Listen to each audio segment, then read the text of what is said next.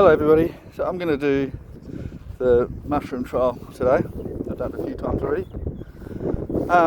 So what I'm going to look at today is what beyond a reasonable doubt means. So a lot of people do get confused.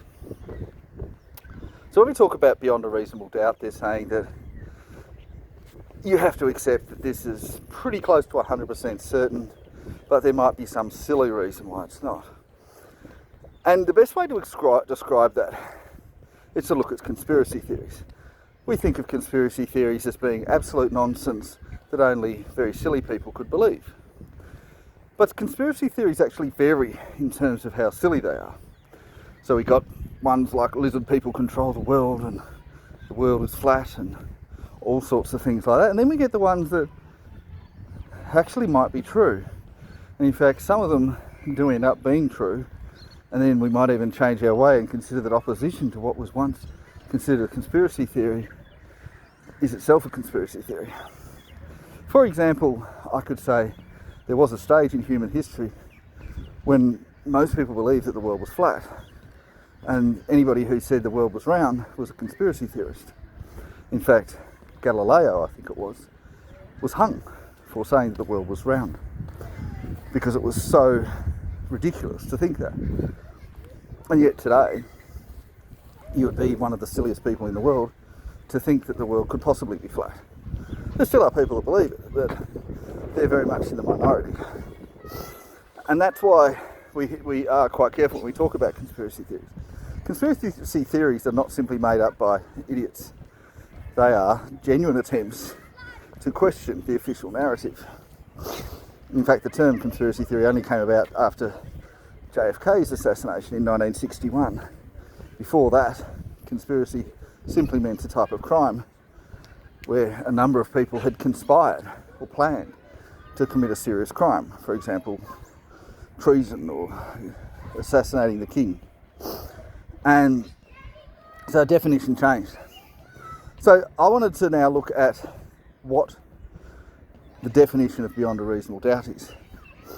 So if you were looking today, not 500 years ago, but today, and let's say that you had a theoretical prosecution in the criminal court, the standard beyond a reasonable doubt, and that your prosecution was, I charge that the world is round.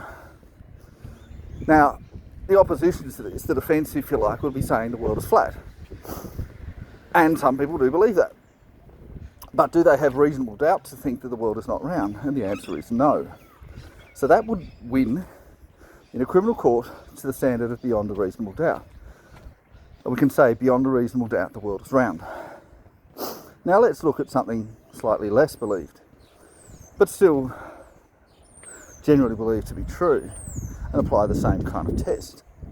So the next one down, or one that I can think of, is the claim that we landed on the moon. So a lot of people know 1969 we landed on the moon, or USA did. And this was something that was planned since I think 1960, and it eventually came to fruition. But when that happened, the Science Fiction Writers Association of America declared that that was fake, and they referenced 2001: A Space Odyssey, a film by Stanley Kubrick, and said Stanley Kubrick was hired by NASA to film them going to the moon. And they have all these different types of evidence. And there were people that believed that at the time. And I think if they'd been charged at the time with, did the moon landing actually happen, you might find that beyond a reasonable doubt we weren't sure. But today, it is now 56 years later, and we have hundreds of thousands of people who are in the know, who all say that we landed on the moon. And this is the problem. A conspiracy theory, in order to be true, needs to have only a small number of people that go along with it. Perhaps 10 or 12. You might get up to 1,000 for a truly outlandish theory, such as, aliens involved, or the existence of alien life. But we're only talking about going to the moon. And the only reason to fake it is or maybe America beats USSR in the space race, or, you know, maybe it hurts the Science Fiction Writers Association. The motive is not there.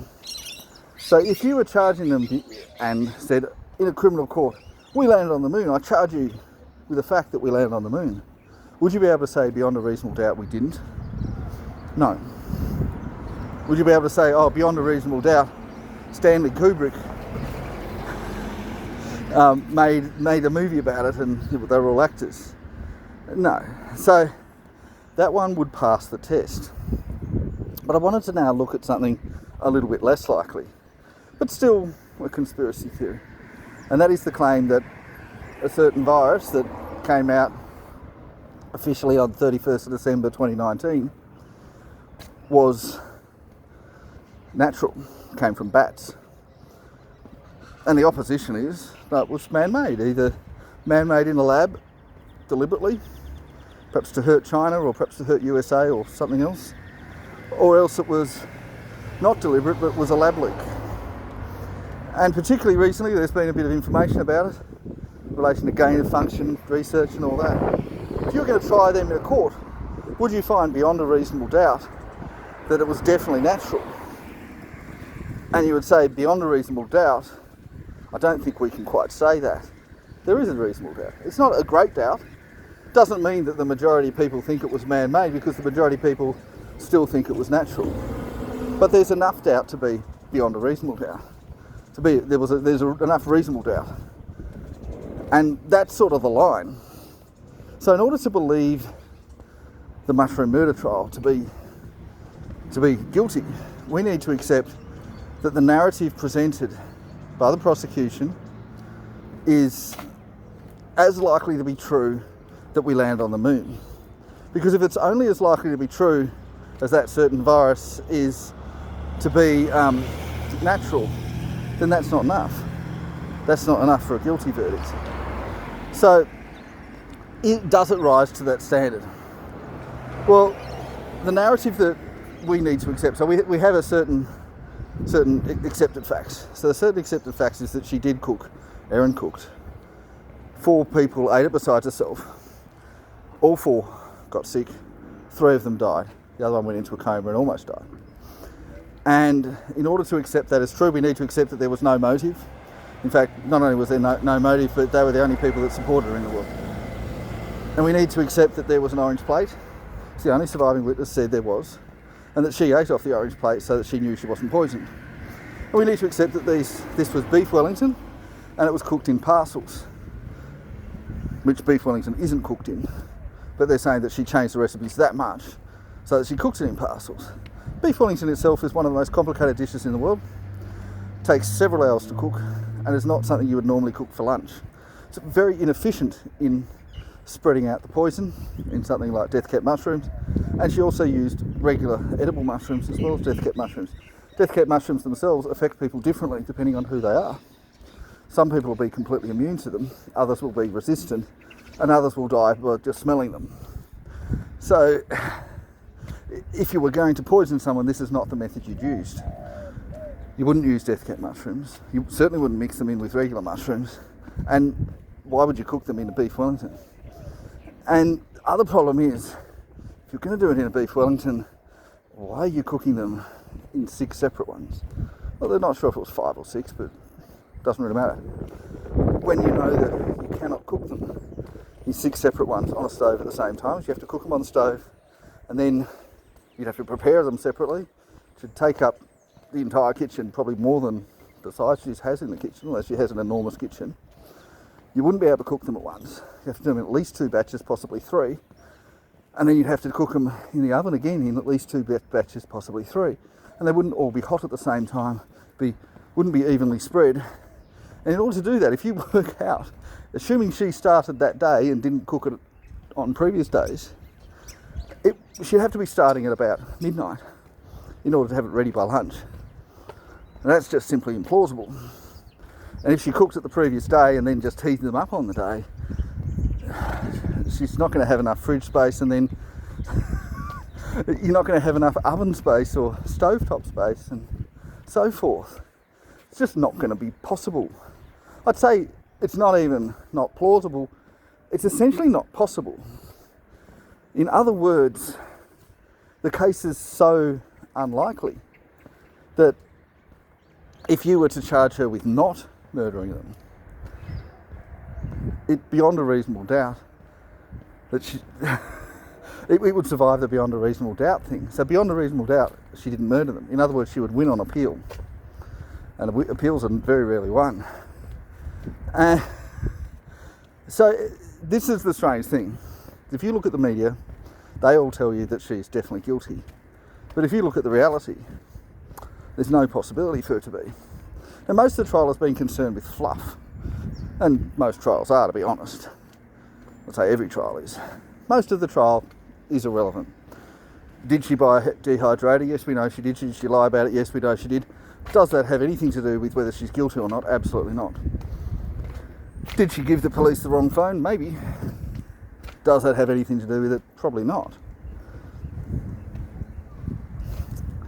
The only bits that are actually relevant is, did she cook that meal all at once or in separate things? If you think that she cooked it all at once, she's not guilty. If you think that she cooked it in 6 separate lots, she might be guilty. Doesn't guarantee she is, but you definitely need to get there in order for her to be guilty. And with that dish, it's just not possible. So if she gets a guilty verdict, what does that mean? Obviously we don't know if she will or not. But essentially it means that the jury got it wrong. And why would the jury get it wrong? Well, I would suggest it's because they were not listening to the judge's instructions and that they were paying attention to the media, either before the case began or while the case was going on. They sneakily looked at things. And that would be evidence of a mistrial, but it might not be able to be proven. And so I'm hoping that she's found not guilty, because it would be horrible to have someone wrongly convicted again. We had that in the Cardinal George Pell case, where he was wrongly convicted based on jury listening to the news, when the news were presenting it completely falsely. And he won on appeal because of that.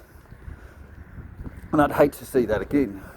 This is not a public figure. George Pell arguably could cope with that. Erin Patterson couldn't. Anyway, that's all that I wanted to say about that. Bye-bye now.